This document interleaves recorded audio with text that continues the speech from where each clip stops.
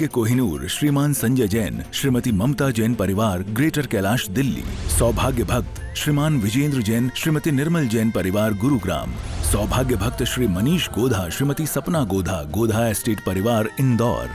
सौभाग्य भक्त श्रीमती कुंती देवी जैन, श्री राजीव जैन, श्रीमती मीनाक्षी जैन, कावेरी जैन, उदय Jain, civil lines परिवार, दिल्ली। सौभाग्य भक्त Shri Amit Jain, CA, Shrimati Anshul Jain, Anshika Jain, Anuttar Jain, green park परिवार, दिल्ली। त्रैलोक्यं सकलं त्रिकाल विषयं सालोकमालोकितं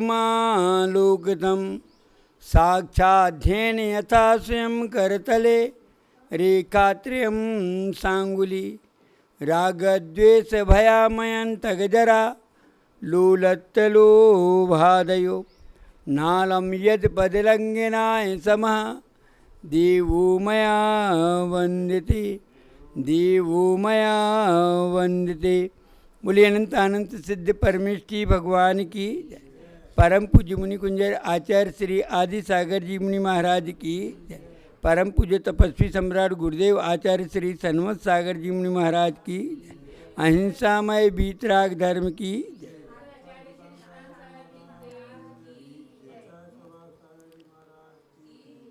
महानुभावों, ज्ञान और चारित्र, ये दो व्यक्ति को महानता देने वाले साधन हैं। ज्ञानी का सम्मान और चारित्रवान का सम्मान सर्वत्र देखा जाता है। चारित्र वाले भी ज्ञानी का सम्मान करते देखे जाते हैं और ज्ञानी लोग भी चारित्रवान का सम्मान करते दिखाई देते हैं। कि जो ज्ञानी हैं, पंडित हैं, वे लोग भी जो मुनि हैं, चारित्रवान हैं, त्यागी वृत्ति है, सज्जन हैं, उनका सम्मान करते हैं। और ज्ञानियों को भी सम्मान प्राप्त होता है, उनको भी आदर सत्कार चारित्रवान दे देते, उनका भी सम्मान कराते हैं। तो सम्मान किसका है? बड़ा कौन है? श्रेष्ठ कौन है?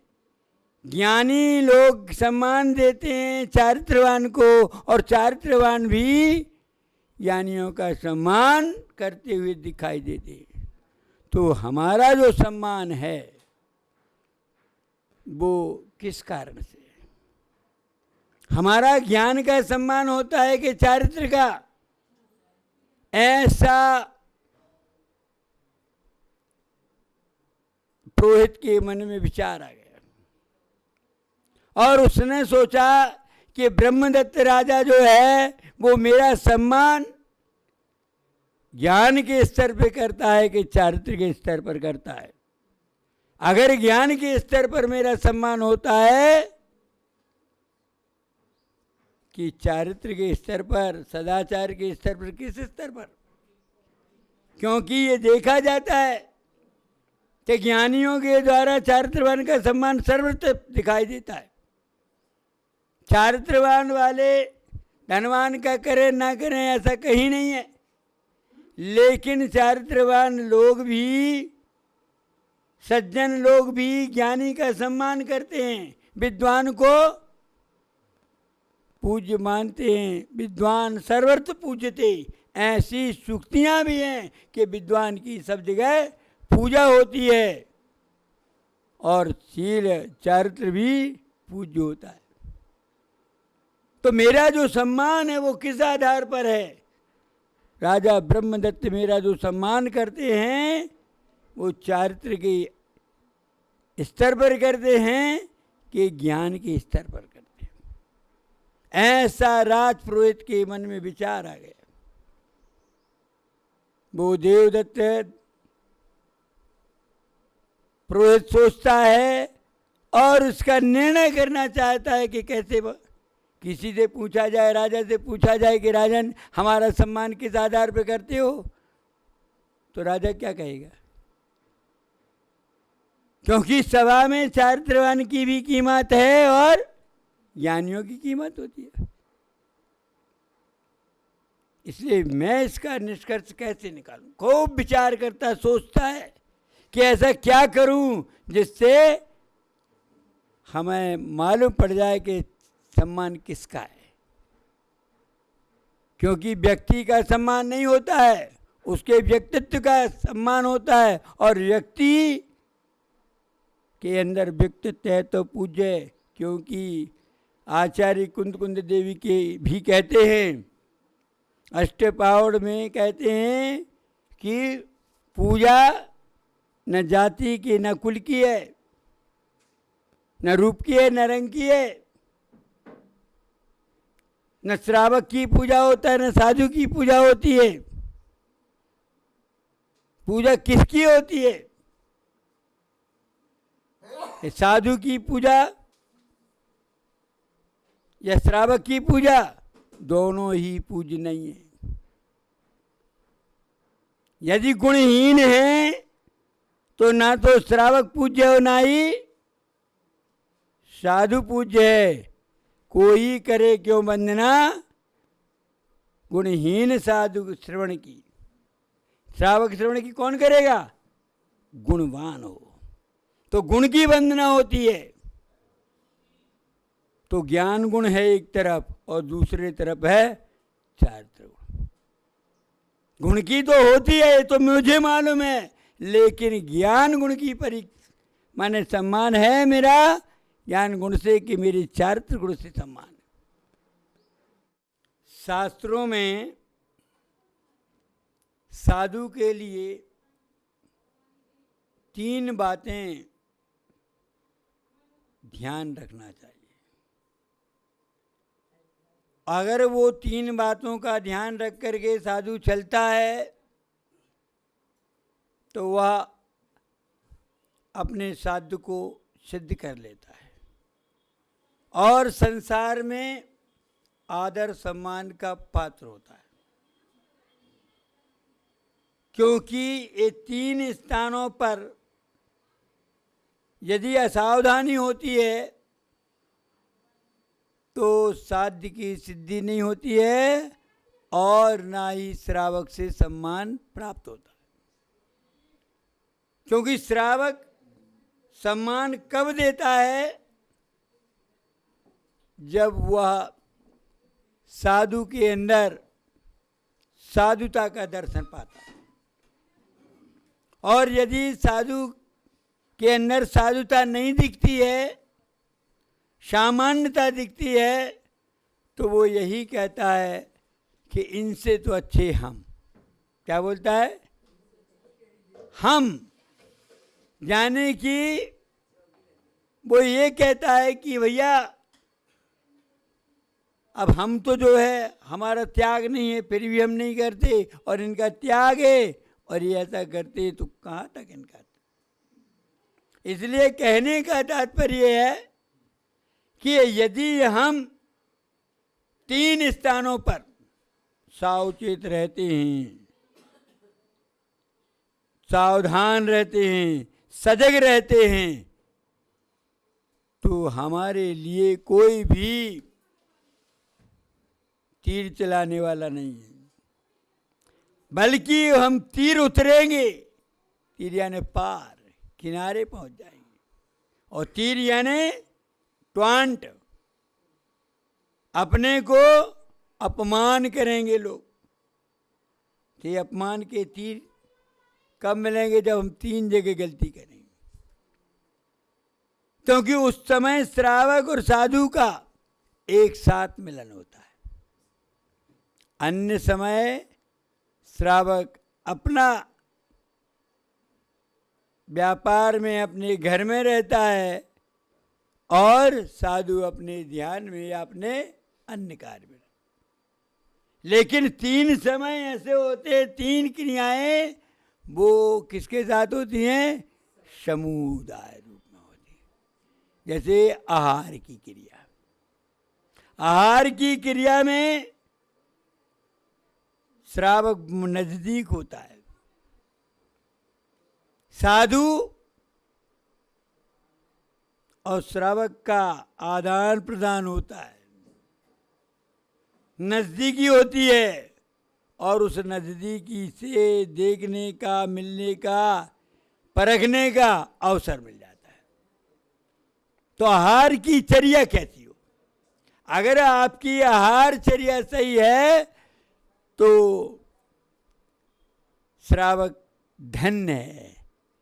उसको देखने वाले देवता लोग भी कहते धन्य है, धन्य है, पंचाश्चर्या करते। तो उस चर्या में श्रावक भी अपने को धन्य समझता है और देखने वाले देवता लोग भी अपने को धन्य समझते हैं।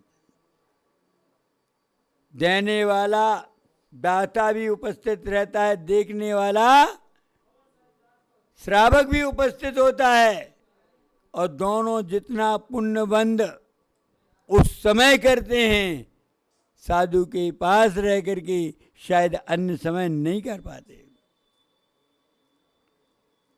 इसलिए श्रावक को नजदीकी देख करके श्रद्धा भी बढ़ती और अश्रद्धा भी हो जाती। आपकी चर्या अगर खाने पीने की वृत्ति में कुछ गड़बड़ी दिखी तो क्या श्रावक भी दूर हो जाता है। उसकी श्रद्धा में कमजोरी आ जाती है और वह यहाँ तक कि दूसरों का अधिकारी हो जाता है। श्रावक के दाता के 5 भूषण हैं और 5 दूषण हैं, तो दे करके पछताने लग जाता है। तो ये दूषण है। और यदि उसके अंदर साधु की वृत्ति, आहार की वृत्ति अच्छी दिखी तो मैं तो धन्य हो गया, ऐसे संत को आहार दे करके मेरा तो जीवन सफल हो गया। तो आहार के समय सजग रहो, विहार के समय सजग रहो, क्योंकि विहार जब करते हैं तो श्रावक भी साथ साथ चलता है, उसकी नजदीकी होती है। जैसे दोनों पैर चलते हैं ना, ऐसे ही श्रावक और साधु चलते हैं। और उस समय तुम्हारी चर्या दिखाई देती है, तुम कैसे उठते हो, कैसे चलते हो, क्योंकि व्यक्ति की चाल ढाल ही सब बता देती है, उसके जीवन वृत्त को बताती है। कहते हैं कि जो पहले देखने वाले आते थे और मोड़ी परोसने के बहाने या सुपारी पान ले लाने के बहाने उसकी चाल देख लेते कि लड़की कैसी चलती है, ये गुणी है कि अवगुणी है, ये घर को संभालेगी क्या, उसकी चाल देख करके इतना मान जाते थे कि वाह लड़की अच्छी है। इसीलिए कहते हैं कि उसकी जो चाल है, चाल से जब सामान्य लोग मालूम कर लेते हैं तो आप साधु है, आप साधुता आपकी चाल से मालूम पड़ा। हिरिया समिति को देख करके मालूम पड़ जाता है आप क्या देख के चलते कि नहीं चलते हो, तुम्हें जीव दया है या नहीं है, आप अपनी साधुता में हो कि नहीं। तुम बिहार कर रहे हो, यहाँ वहाँ देख रहे हो, तो कहते हैं कि काय की इसे हम चल रहे वो अरे तुम्हारी नजर। जब बिहार करोगे तो उस समय कैसी नजर हो, जैसे आहार करो तो कैसी नजर हो। और तीसरा स्थान है जिस समय श्रावक और साधु नजदीकी आता है। पहला कारण तो है आहार के समय, दूसरा विहार के समय, और तीसरा व्यवहार के समय। व्यवहार जानते हो, एक दूसरे का आपस में मिलना या उपदेश आदि का समय होता है, या जब अब मिलते हैं तो वो नमस्कार करता है, वो आशीर्वाद देता है, उस समय भी आप नजदीक होते हो। उस समय भी वो श्रावक आपको परख सकता है। आपकी श्रद्धा और अश्रद्धा उसके अंदर वृद्धि और हानि पहुंचा सकती है, क्योंकि आपके आचरण को देखकर उसकी श्रद्धा में, आपके व्यवहार को देख करके उसकी श्रद्धा में बढ़ोतरी हो सकती है या श्रद्धा में हानि हो सकती, ठेस लग सकती है। आए, अब तुमने कहा चलो चलो, अब लो, उसको भगा दिया, उसको निषेध कर दिया, तो वो व्यवहार आपका उसको दूरी ले जाएगा। आप जाओ मत कहिए, आया उसको जाना तो चला जाएगा। तो ये व्यवहार जो है, बोली का व्यवहार हो, उठने बैठने का व्यवहार हो, वस्तु के आधार पर कोई भी व्यवहार है जो, तो वह व्यवहार के समय उसकी नजदीकी होती है, वो तुम्हारी चर्या को पढ़ सकता है, तुम्हारी साधुता को देख सकता है कि तुम्हारे अंदर कितनी साधुता है, ये नाप सकता है। ये 3 काल ऐसे होते हैं, एक आहार का काल, एक विहार का काल और एक व्यवहार का काल। सौभाग्य कोहिनूर श्रीमान संजय जैन, श्रीमती ममता जैन परिवार, ग्रेटर कैलाश दिल्ली। सौभाग्य भक्त श्रीमान विजेंद्र जैन, श्रीमती निर्मल जैन परिवार, गुरुग्राम। सौभाग्य भक्त श्री मनीष गोधा, श्रीमती सपना गोधा, गोधा एस्टेट परिवार, इंदौर। सौभाग्य भक्त श्रीमती कुंती देवी जैन, श्री राजीव जैन, श्रीमती मीनाक्षी जैन, कावेरी जैन, उदय जैन, सिविल लाइंस परिवार, दिल्ली। सौभाग्य भक्त Shri Amit Jain, CA, Shrimati Anshul Jain, Anshika Jain, Anuttar Jain, green park परिवार, दिल्ली।